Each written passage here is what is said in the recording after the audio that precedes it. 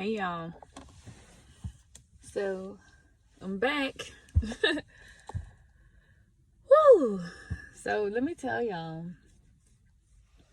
I wanted to talk to y'all about something else I saw. Alright. Yeah, every time I see like stuff like this, I have to process what I've witnessed before I just jump on here. I'm getting ready to go to the gym, so I'm at the gym right now. So I'm definitely not gonna keep you long.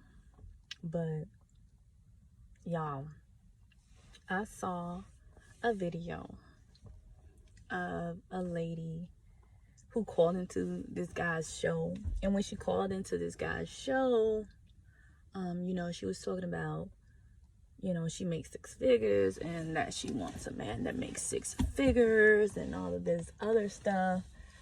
And now, first of all, this guy, he is, I guess people like him, but, it is what it is. But so they call into his show to get advice. And I'm thinking to myself, why are they calling into this man's show to get advice? Especially like you a lady calling into a man's show to get advice. Now that's the oxymoron all in itself, right? But I'm not saying that men can't get women advice, but I'm just saying that doesn't make sense to me, when it comes to that, what she was asking for. And so the conversation goes on, and she makes 6 figures, she deserved to get 6 figures. And then he asked her, he said, what will you rate yourself? And she said, without makeup, I rate myself a 5. So she would rate herself half worthy, like, because the scale was like 1 to 10, so she rated herself a 5. So so I was kind of shocked. I was like, dang, she rated herself a 5. Like I'm always rating myself above whatever the scales are, because that's how good I feel about myself, And so I don't think that she was wrong that she wanted a man with 6 figures. I mean, she got 6 figures, she makes 6 figures consecutively for 3 years. She's deserving of that. I think that the way she went about it and was wrong, like calling this guy, right, who clearly has no respect for women, because it's clear, but calling him to get this validation. And so my point isn't about her needing a 6-figure person, because I feel like as long as love is involved, who cares what they make, right? But she said, look at my body. Did you see my body? And he said, your body, he insulted her. He was like, you're average at best. But then she was like, did you see my body? And then he was like, your body? Like, he was like, we don't care about that. He was like, you have kids. So now you have kids, so that makes you less marketable. This is what this man is telling her. And she responds, instead of like a real champ would do, like get in the ring with him, because that's what I would have done. I would have got in the ring, like, I'm less worthy to you because I have kids, right? But instead of getting in the ring with him, you know what she did? She said, oh no, you're being so mean. I really enjoy your show. I watch you all the time, and I just called in to get advice.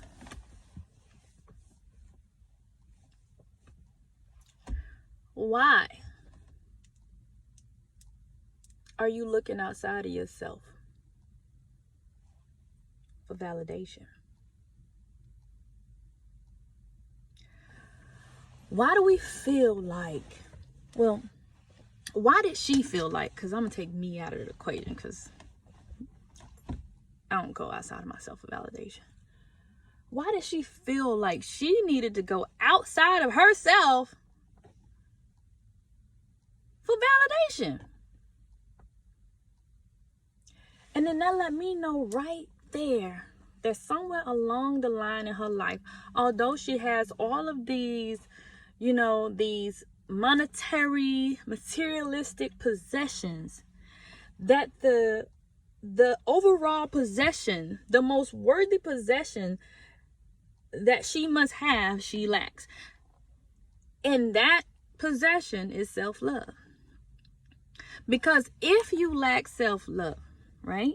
If you lack self-love, you have nothing.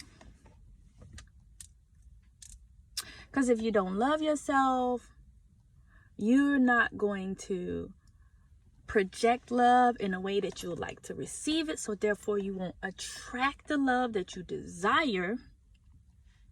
Because if she loved herself, that 6-figure man that saw that love on her would have already have come. You see what I'm saying? I hear people talk about these things that they have. Oh, I have this. I looked at the thing with Gucci Mane and Jeezy. Well, I didn't look at it. I saw a snippet of it. I don't be watching this. I see snippets on Facebook. That's what happens. And Gucci Mane started talking about, look at it. I got on a $10,000 outfit. And Jesus say, I don't got on no $10,000 outfit, but I got some real estate. People, I feel like that if you gotta brag on that, if you gotta brag on your monetary possessions, your physical possessions, you don't got nothing at all. If you have to go outside of yourself for validation, if you have to go outside of yourself for anything, you don't have nothing at all. So, moving forward, I like for us to really, really take a deep look at ourselves and figure out, like, hey, what is it that we really have? What is it that we're really trying to gain here? Because we get on social media, try to play this perfect image, and who are we kidding, right? Or who are you kidding? I ain't gonna say we, because like if I put something on social media, I'm actually feeling that way, Someone came on my channel too and tried to tell me just recently how I should do my channel. And I was like, oh, I'm not gonna do my channel your way, because it's not organic to me. Whatever I do has to be organic to me. And so that's what I want you to understand. Whatever you do should be organic to you. It shouldn't be driven by something that somebody else wants you to do. Or it shouldn't be driven by how you think other people are going to feel about what you're doing. Or it shouldn't be driven by how you think other people are going to think that you look. Everything that you do in life should be driven by how it makes you feel. Does it make you feel good? Does it make you feel bad?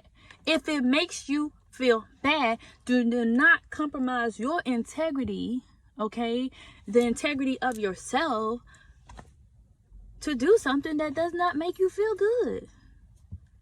In order to access your higher self, you have to do things to make self feel good. Your soul knows what it wants. Your soul knows you better than you know you.